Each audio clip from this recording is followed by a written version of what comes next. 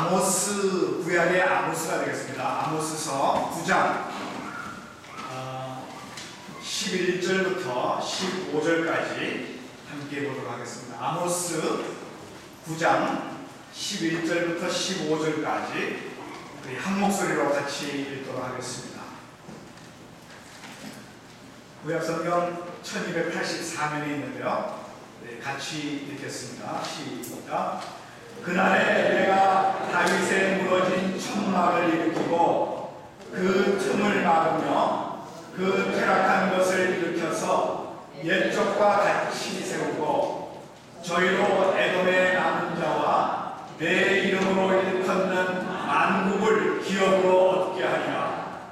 이는 이를 행하시는 여호와의 말씀이니라.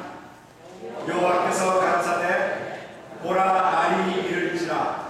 그때에 밭 가는 자가 곡식되는 자의 뒤를 이루며 포도 밟는 자가 씨 뿌리는 자의 뒤를 이루며 산들은 단 포도주를 흘리며 작은 산들은 녹으리라. 내가 이 내 백성 이스라엘의 사로잡힌 것을 돌이키리니 저희가 황무한 성읍을 건축하고 거하며 포도원을 심고 그 포도주를 마시며 과원들을 만들고 그 과실을 먹으리라. 내가 저희를 그 본토에 심으리니 저희가 나의 준 땅에서 다시 뽑히지 아니하리라. 이는 네 하나님 여호와의 말씀이니라. 아멘. 오늘은 육합탄 단기 선교 보고와 간증이 있기 때문에 제가 설교를 굉장히 짧게 준비했습니다. 지금까지 제가 설교한 중에서 이렇게 짧게 준비한 적이 없어요. 왜냐하면 여러분 오늘 이 영상으로 선교 이 보고를 여러분 들으시면 아실 텐데 굉장히 은혜가 넘칩니다. 여러분 그 영상으로 은혜를 받으시고 또 이 말씀 가운데도 또 함께 은혜를 나눌 수 있기를 바랍니다. 여러분 우리가 함께 읽은 이 아모스서는요, 지금으로부터 2775년경에 쓰여졌습니다. 여러분 상상이 되십니까? 2775년경에 이것이 쓰여졌어요. 다시 말해서 BC 760년, 주전 760년경에 이 아모스서가 쓰여졌는데요. 그 당시는 이스라엘, 이 북이스라엘의 여로보암 2세와 우시야 왕 때 이 말씀이 기록이 되었습니다. 당시요, 이 이스라엘은 육체적인 쾌락에 빠져 있었고요. 하나님에 대한 신앙이라든지 또한 이 사회의 정의에 대해서는 관심이 전혀 없었습니다. 오직 우상숭배에만 빠져 있었어요. 가정의 순결이 다 파괴되어 버렸고요. 사회는 부패로 가득 차 버렸습니다. 요즘하고 별로 다른 바가 없죠. 요즘도 가정의 순결이 다 파괴되고 사회는 부패로 가득 찬 것이 옛날이나 지금이나 비슷해요. 근데 그때 이 아모스라고 하는 사람은요, 이 남쪽 유다에서 양치는 목자였습니다. 교육도 제대로 받지 못했고 특별한 재주도 없었어요. 그러나 그는 하나님을 향한 깨끗한 마음과 경건 생활에 아주 힘썼던 그런 사람이었습니다. 하나님께서는 바로 그 사람을 귀하게 여기시고 하나님의 선지자로 사명을 맡겨주신 것입니다. 그래서 그는 권력자들이나 종교자들에게, 종교 지도자들에게 정의를 강조했고 그 다음에 하나님께 대한 그 신앙을 강조했던 것입니다. 우리 아모스 5장 24절 우리 같이 한번 읽어보도록 하겠습니다. 시작. 오직 공법을 물같이 정의를 하수같이 흘릴지로다. 여러분 하나님의 그 공의를, 그 법을 물같이 흘려보내고요, 그 다음에 정의를 하수같이 흘려보내는 이러한 그 말씀을 지금 아모스가 이스라엘 백성들에게 외쳤던 것이죠.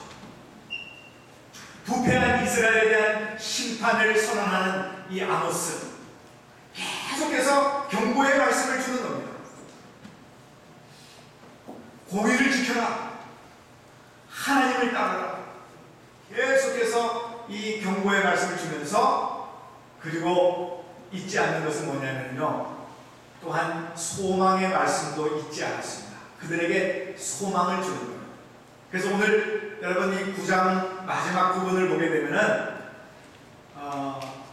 심판의 경고와는 달리 이스라엘이 다시 회복될 것을 말씀하고 있는 그런 내용입니다.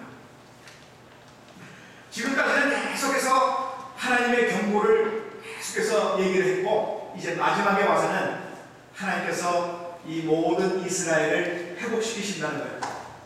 그러면 시기적으로요, 씨를 뿌릴 때가 있고 거둘 때가 있는 것처럼 우리의 신앙에도 하나님의 은혜가 주실 때가 있고 하나님께서 심판하실 때가 있다는 것입니다. 여러분, 우리가 평안할 때가 있고 환난을 당할 때도 있어요. 우리가 늘 평안한 것만은 아닙니다. 어려움을 당할 때도 있는 거죠.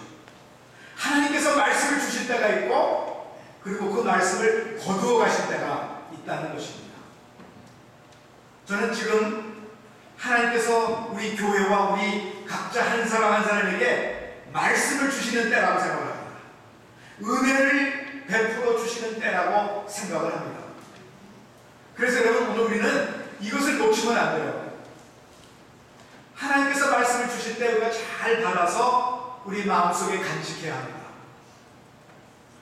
아직도 세상의 수많은 나라들을 보게 되면요, 말씀을 들을 기회가 없는 그런 나라들이 많고, 아니 더 나아가서는 아주 말씀을 못 듣게 하는 그런 나라들이 아직도 많이 있습니다. 그러나 오늘 우리에게는 이 말씀의 은혜를 지금 주고 계십니다. 은혜, 이 기도의 은혜를 우리에게 베풀어 주시는 것이죠. 그래서 이것이 얼마나 귀하다고 생각하는 것을 여러분 깨닫고, 여러분 말씀을 잘 받아들이시고 그 말씀에 우리가 순종해 나가기를 원합니다. 아모스 8장 11절을 같이 한번 읽어보겠습니다. 아모스 8장 11절 시작. 주 여호와께서 가라사대 보라, 날이 이를지라 내가 기근을 땅에 보내리니 양식이 없어 죽임이 아니며 물이 없어 가람이 아니요 여호와의 말씀을 듣지 못한 기갈이라. 여러분, 말씀의 문이 닫혀버리게 되면은 여러분, 우리는 영적으로 기근이 들어 버린다는 것입니다.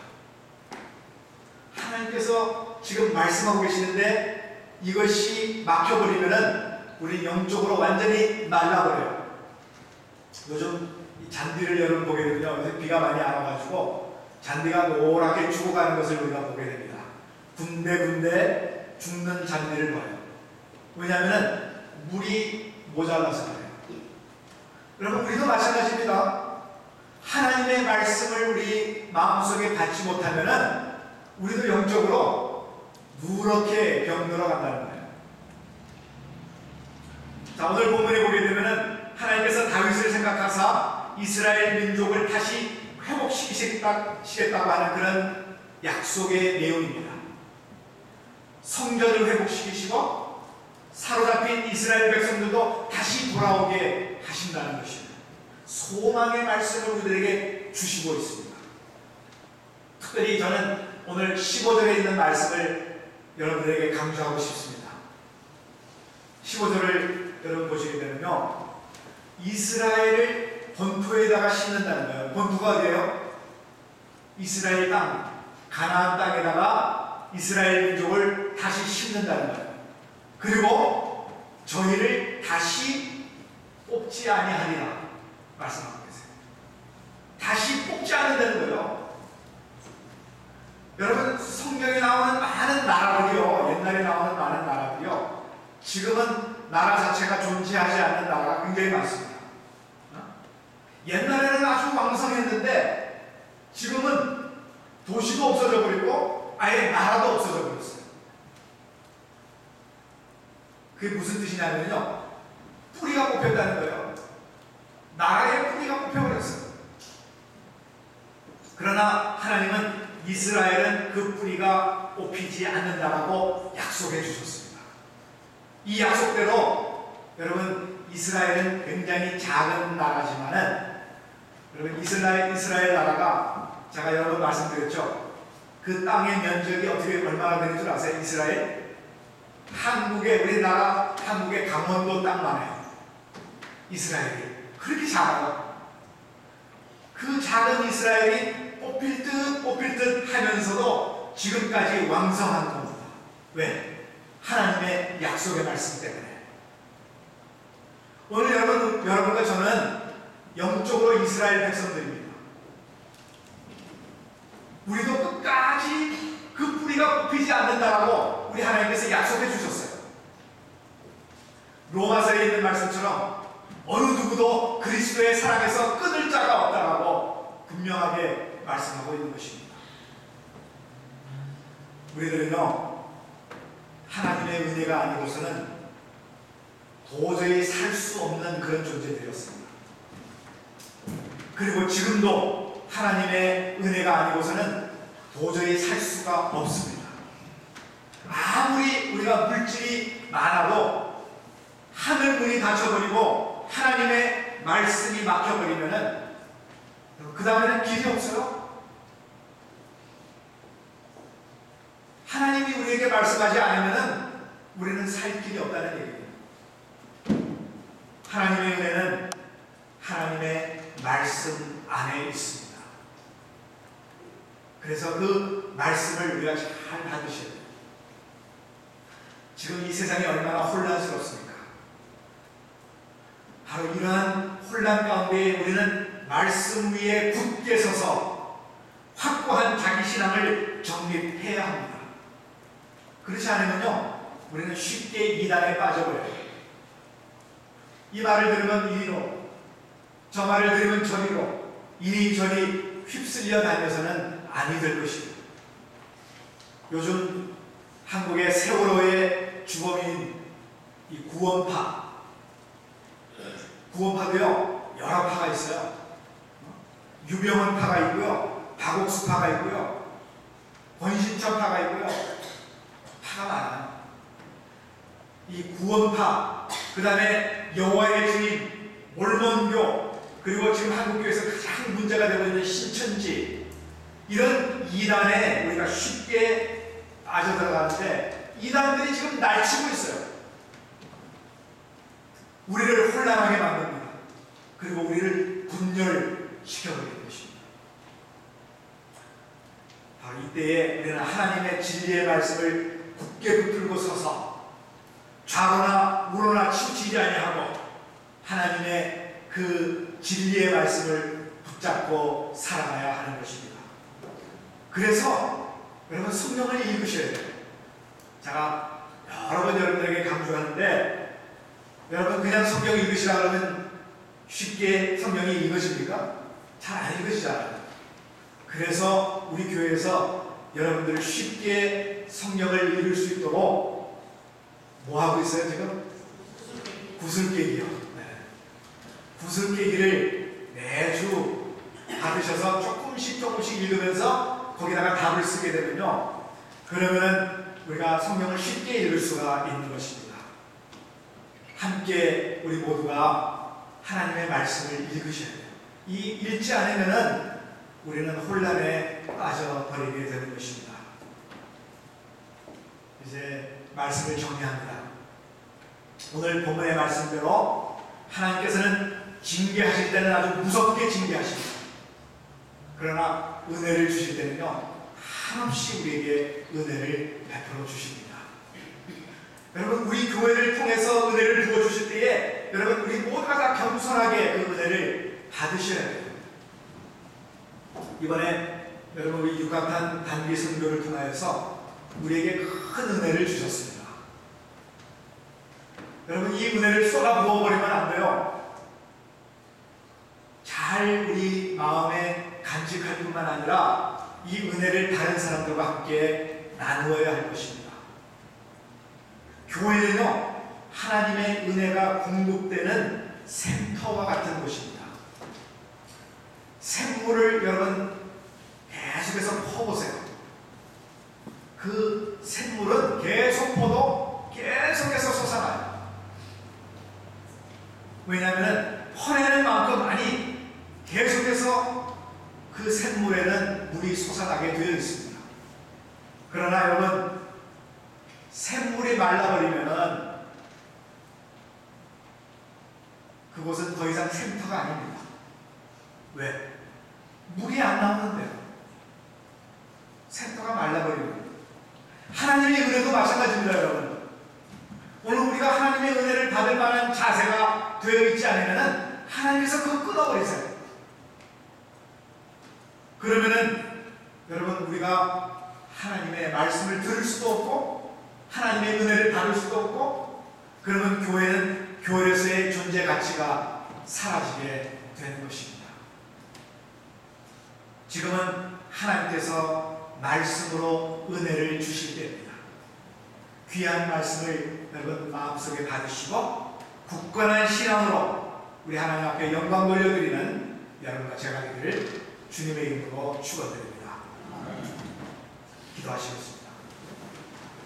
하나님 감사합니다. 오늘 저들에게 주신 이 귀한 말씀 우리에게 계속해서 경고하시지만 또한 소망을 갖게 하시는 귀한 말씀을 우리가 함께 살펴보았습니다. 지금은 말씀을 주시는 때요 은혜를 받을 만한 때인 것을 저희들이 기억하면서 하나님의 말씀을 잘 받고 그 은혜를 우리 마음속에 간직하고 우리 하나님 앞에 큰 영광을 올려드리는 저들의 삶이 될 수 있도록 주여 축복하여 주시옵소서. 모든 영광과 존귀와 찬양을 우리 하나님께 올려드리오며 우리 주 예수 그리스도의 이름으로 간절히 기도드리옵나이다.